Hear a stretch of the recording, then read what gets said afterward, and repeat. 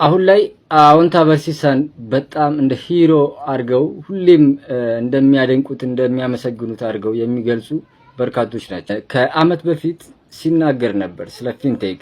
ይሄ ነገር ልክ አይመስለኝም አውቃችሁ ግቡበት ብሎ በዝርዝር ተናግሮ ነበር። ለጽድቅ አይሰሩም እነዚህ ሰዎች። እንዴት ይሄን ያህል ነገር ያለ ትርፍ ይሰራሉ?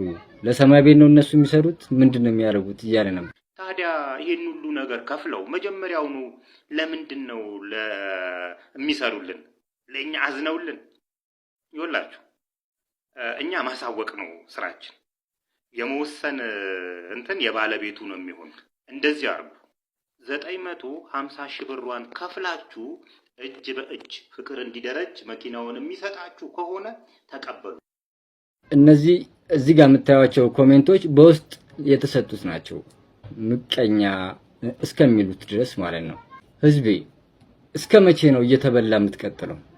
የሆነ ሰው የሆነ ነገር ሲነግረ ለምን አትጠረጥርም? በትንሹ ብትጠረጥር ምን ትሆናለህ?